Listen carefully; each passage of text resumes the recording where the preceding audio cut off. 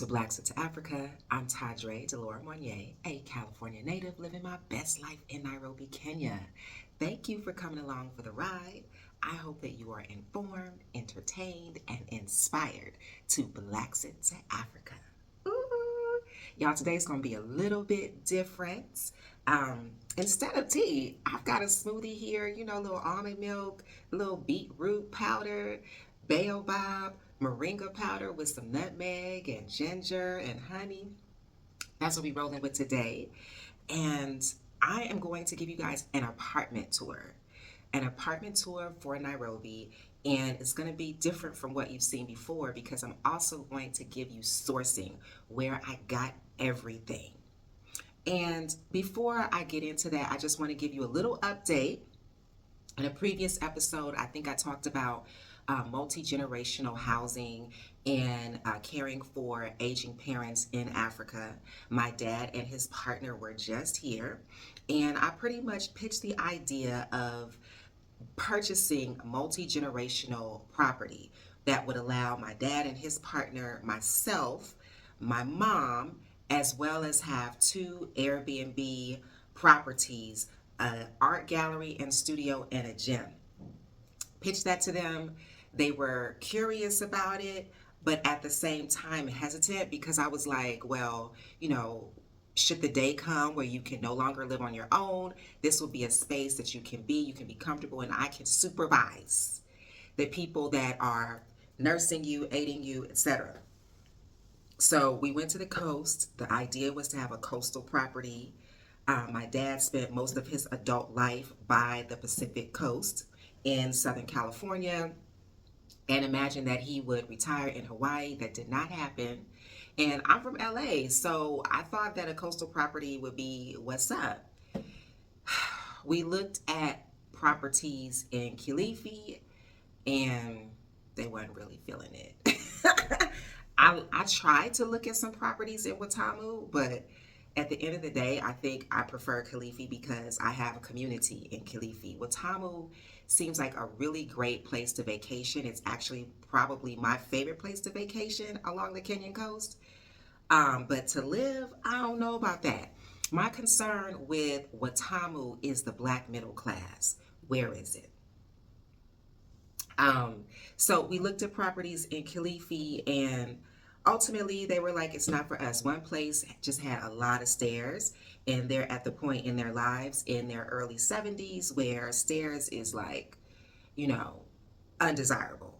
And then I think the overarching issue for them was the lack of activity. Like, what is there to do? If we're to be perfectly honest, ain't a whole lot going on at the coast. You know what I'm saying? You read a book, you meditate, you get into your spiritual practices, you're with your family, you go to the beach, you eat maybe. But even in a place like Kilifi, which has a significant creative class, it's not a whole lot of places to eat if you are a foodie. And my dad's partner, she's from a major U.S. city. She loves going to her oldies but goodies concerts, plays. She loves to travel. My dad grew up in a small American city, but lived the majority of his adult life in one of the largest cities in the United States, or actually in the world. So they weren't ready. I tried. So now I'm actually looking for a place for myself and also for my mom on the coast. And I'm asking my viewers to help me. I'm looking for a place that is, hold on, let me get my notes. Here we go. Okay. I'm looking for a place that is 2 to 3 bedrooms with 2+ baths, an SQ near the ocean, preferably in the Bofa neighborhood of Kilifi. Watamu would be a second choice. My budget is 100,000 USD, and I would like to purchase with cash or rent to own. So it would either be a bungalow, a townhome, or a small villa. I don't need a whole lot. And also, I would love to be able to do Airbnb home hosting as well on this property. So hit me up. Hit me up in my DMs on Instagram if you have any ideas, if you have any contacts. I am not looking to do no new builds at all. I just want a turnkey situation for the most part. Now, before I do this apartment tour, what you're going to see will be very different from what you may be accustomed to. Hey, hanging chairs and floor seating. So I just wanted to give you a little background about my influences. I do come from a creative family, and one of the things that has influenced me greatly in terms of my interior design aesthetic are these Taschen books that I had. I had 3 coffee table books, one of African interiors, or 2 that were African interiors, and one that was Indian and Moroccan interiors. And it was the first time that I had actually seen floor seating. And it just really like opened my mind up to what was possible. I'm not really into 45-degree angles, the square, rectangular couches. So when I saw the floor seating, it really gave me some ideas. And even living in Zanzibar, people just, have a carpet in the living room and they sit on the floor in, traditional homes. So that's what you're going to see in my house. That's what influenced me. Also, my mother really had a penchant for expensive ass Pier 1. Who remembers Pier 1?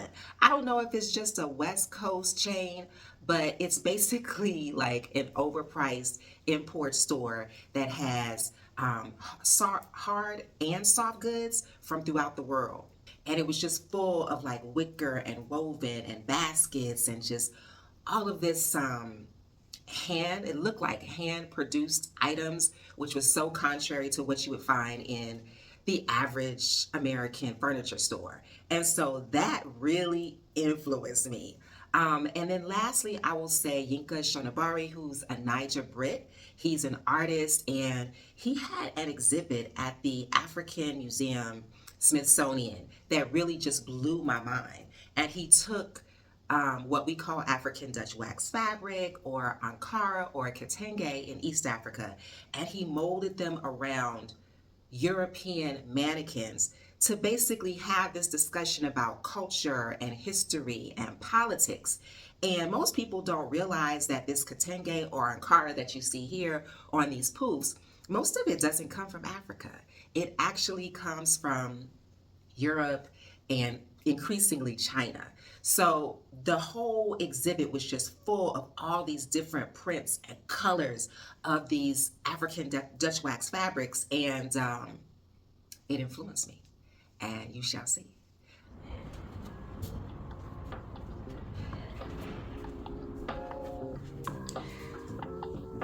So let's start in the living room / dining room / study.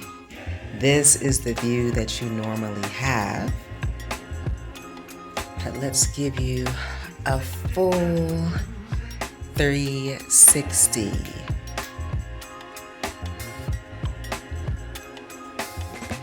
So I really do enjoy an open floor plan, which is why I decided not to put up dividers in this room. I am going to list everything in the description in terms of where I got it from. My poofs are custom made, inspired by the Taschen coffee table book featuring interiors of India, Morocco, and Africa. This is where the creativity happens and is implemented at this desk. I love these pots that were given to me by a subscriber. I will put his information in the description. And this is a vintage piece from the 1940s that I picked up at the Pasadena flea market. And this glass was hand blown by an artist at Kitingela Glass, just 1 hour outside of Nairobi. As you can see, I have this amazing garden. We actually have 2 here. The kids are out from school, so If you hear any noise, that's them. We have another garden just beyond that building, as well as a swimming pool. I'm gonna let you know where I got my curtains. This is a piece that one of my friends, who's an artist, she made of me. And this is a birthday shoot I did at like 47. My custom curtains I got at Eastleigh, or in Eastleigh at Bangkok Mall.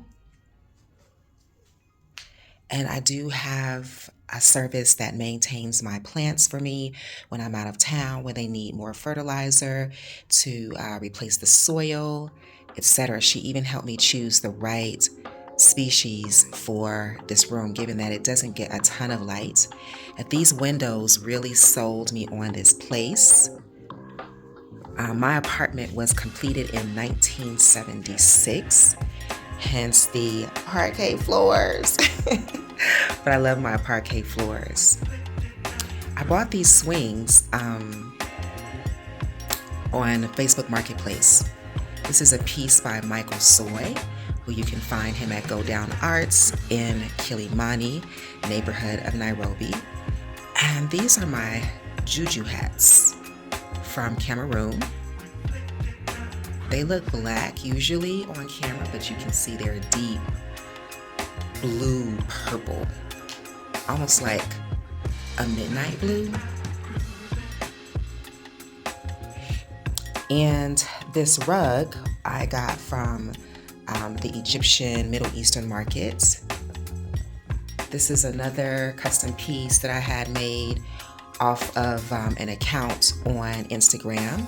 My advice to you is don't order anything on Instagram in Kenya unless it's COD. This mirror was supposed to be a canary yellow like the curtains behind me. Instead, they came back chartreuse. So, table is from Gikomba Market for the placemats.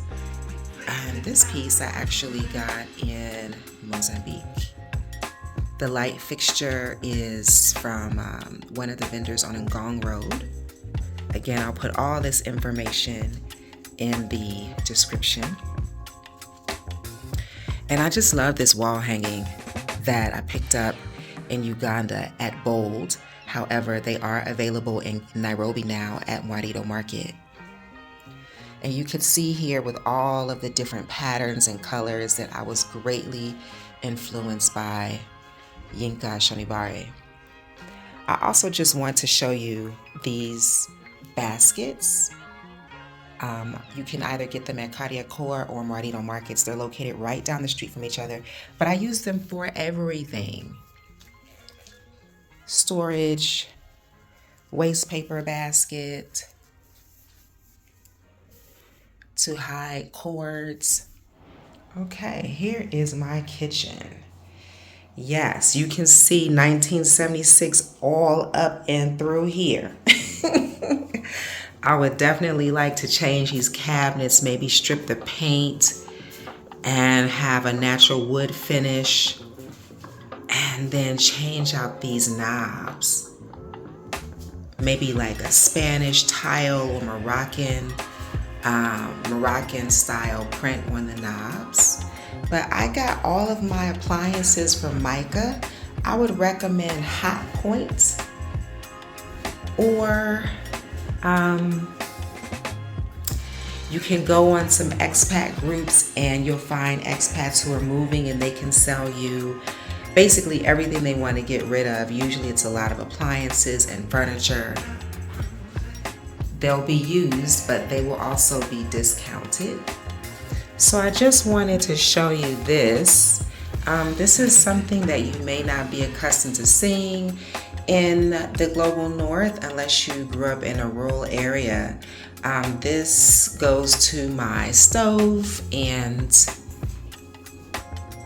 someone replaces it ever so often. There's a service that I call. I also wanted to show you my pans here. I have some cast iron skillets that I picked up at Kentex retail store because I found it difficult to find quality pots here that didn't cost $300. Now, if you're into glassware, I've got all of these weird little glasses from Kitingela Glass. And I know that they have a location at the Junction Mall. And you can also go out to their glass factory, which is about an hour outside of Nairobi. In Kenya and in East Africa, period, whenever you get a place, unless it comes furnished, you will have to buy all of the appliances yourself. All of the light fixtures, the curtains, all of that will have to be done on your own dime. Every place I've lived in the US, that was provided for me. Also washing machines, dishwashers. As you can see, I don't really have a place to put a dishwasher in my kitchen. And then I also have this interesting service window. Okay, so off the living room is a hallway. Again, another piece from Uganda that you can find at Mwawiro. My vision board. And I've got a hall closet with a hot water heater that I no longer use because mine is electric. But let me take you into the bathroom. All right, so the bathroom is really small. If I could change one thing about this place, I'd put in a tub or at least like a shower that's at least twice this size. So again, like I said, my place was completed in the 70s. So this is something that I don't think I've ever seen in the US. It's an on-demand shower heater or shower head that heats your water. But it will save you lots of money if you happen to move into an older build. The rugs I got from Toy Market. I think it's spelled T-O-I Market off of Ngong Road. So this is the guest bathroom. Here is the guest bedroom.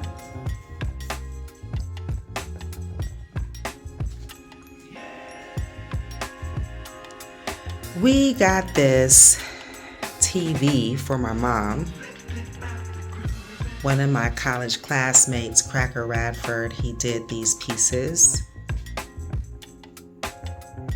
I think he may have been inspired by some pictures I posted on my Instagram, and then he did his own thing. This here is an artist that I found on Instagram. And I just love her style. I'll put her information in the description as well. So this bed had to come quick and fast and cheap because I was having an unexpected guest, and it worked. It's like a Japanese burning technique over upcycled, what do you call these? Not crates. And it had some lights that were woven into, which made it really cute, but the lights, they kept blowing. You'll notice that when you get your mattress, that the mattresses here are a bit shorter than what we're accustomed to. You can get custom size mattress. I believe I went to Dr. Mattress.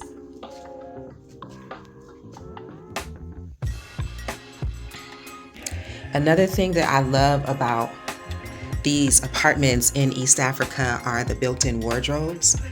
In the US, or I'll just say in California, I'm so used to a walk-in closet, although I love this as well. Custom curtains in here, light fixture off of Ngong Road. And here we go. This is where the magic does not happen. My girls, the many faces of tea. These baskets I also picked up at Mwawiro Market. I used the tall one for my hats. I have a lot of hats that I brought from the States, and it didn't make sense for me to bring all the hat boxes, so I used the one on the right just to store my hats. More custom curtains.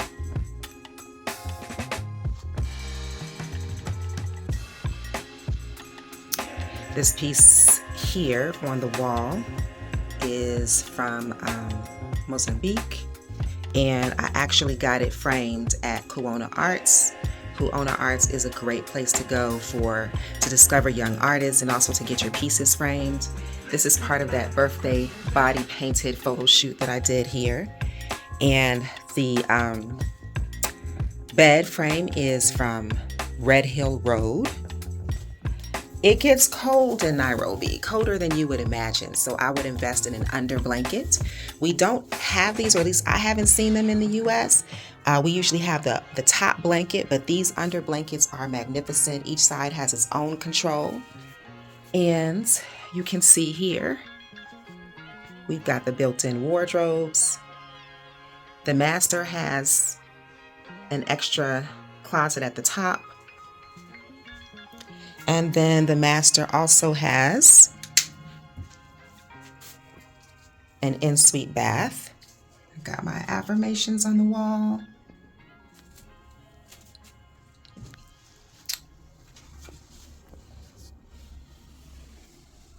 So you've seen the whole place, and I think if there's anything that I would change about this place, it would be the bathrooms. I would definitely update those. Also, the kitchen, I'd love to update that as well. And also a balcony. There's nothing I can do. We don't have a balcony, but we do have a garden, which I love. And we also have like a little playground for kids. So what's been so interesting for me just living here is having kids where I live. There's some outside now. Part of the reason why I chose this place is because of the life that's here. It feels lived in. It feels natural. I feel comfortable here. I've lived in places in the US that didn't allow children. Actually, they would allow pets before they wouldn't allow children. That's crazy. So my place is a 2-bedroom, 2-bath with 1 en-suite bath. We have 24-hour security.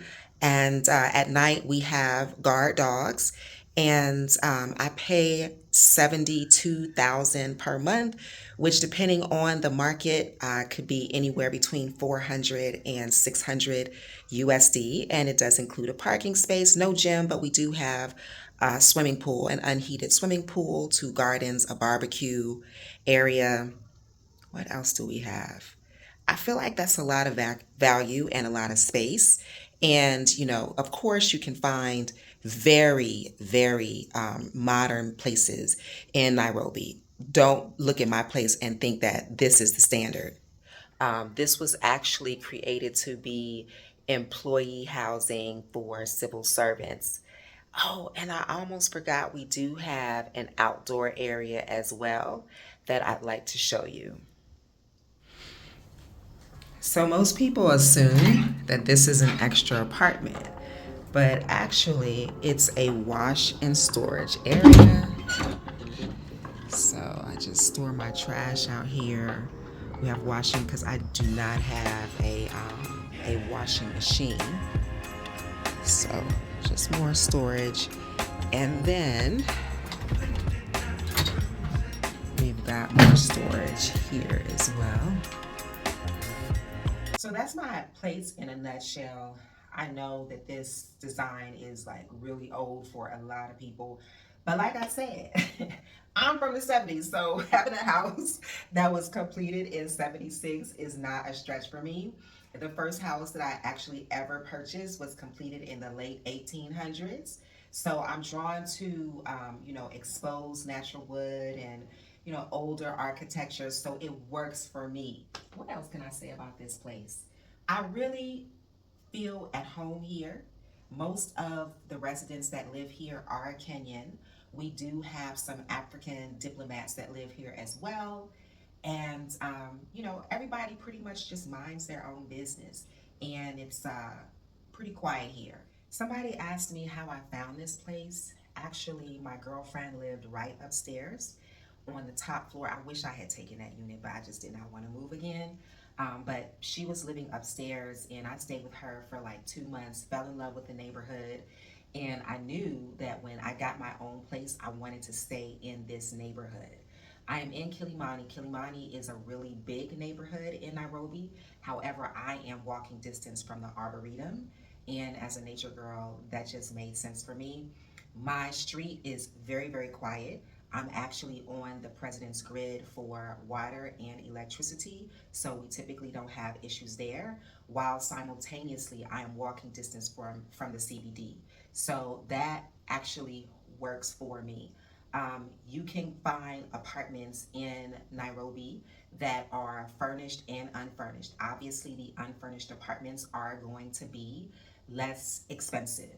And I decided that I wanted to nest. I had been nomadic for some years and, renting long-term Airbnbs that were furnished, and they were cute, but they were still somebody else's style. And I wanted my own style. I really, really wanted to nest, and that's how I ended up here. Um, I would recommend for people who are looking for long-term stays, let's say 3 months or more, you don't need a real estate agent here. One thing that's worked for me frequently is to find apartments that I like on Airbnb, and then I'll reach out to the host and ask them about a long-term stay and work out something that way. Or you could go the traditional route and you can get a real estate agent. The way to do that is to pop into these expat Facebook groups. They usually have an adjacent WhatsApp group, and just ask people, like, do you have a real estate agent that you would recommend? Another thing that I used to do, how I found one of my flats in Kampala, Uganda, I hopped in a Facebook expat group and I just inquired, and I got tons of responses. So that's another way to find your second home in Nairobi. I hope that was helpful. Thank you for joining me on this episode of Blacks to Africa. If you like what you heard, please share, subscribe, and leave a review. May you thrive, may you be inspired, may you move with love and intention. Until next time.